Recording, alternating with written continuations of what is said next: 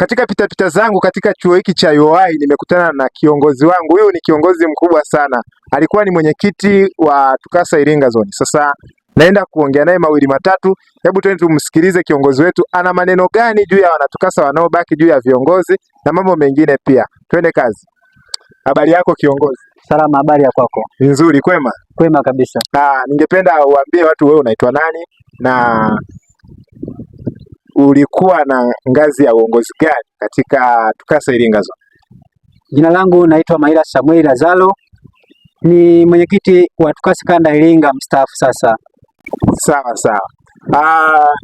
Ni maneno gani ambayo unawaachia wana TUCASA pamoja na viongozi ambao wako wanaendelea, ambao wewe umewakabidhi waendelee na kazi ya Mungu hapa katika hii Iringa Zone? Asante. Ninayo mambo mengi ya kuzungumza, hasa kwa upande wa TUCASA kanda Iringa. Ndio. Nikiwa kama mwenyekiti mstaafu, nianze na habari ya viongozi.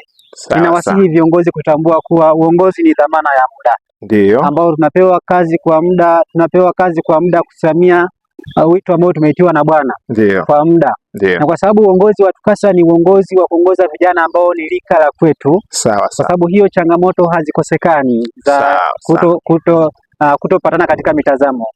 Ninawasihi waendelee kumtanguliza Mungu na waendelee kumwomba Mungu ndiye awe kiongozi wao, huku wakidumu kuzidisha umoja kati yao, lakini umoja kwa wanachama. Jambo moja kwa ajili ya wanachama wa kanda Iringa ambao wanabaki kuendelea na masomo. Sawa. Elimu ni zaidi ya cheti. Elimu ni ufahamu wa kina wa maisha ya hapa duniani, lakini elimu ya kimbingu ni ufahamu wa kina wa maisha mbinguni. Hapo tukiendelea kujifunza na kuwa na elimu za juu zaidi katika elimu za dunia hapa, tusisahau kumtumikia Mungu kupitia elimu hizo. Haitapendeza ikiwa tutakuwa na vyeti vikubwa, GPA nzuri, lakini bado taaluma hizi hatuzitumii katika kufanya kazi ya Mungu. Kwa sababu hiyo, ninawasihi wanachama wote wa kanda Iringa ambao wanabaki, tuendelee kuwa na umoja huu ambao upo hadi sasa, tuendelee kuimarisha, ukaendelee kukua na uwe moja mkubwa, tukitumia umoja huo kupitia taaluma zetu kuifanya kazi ya Bwana.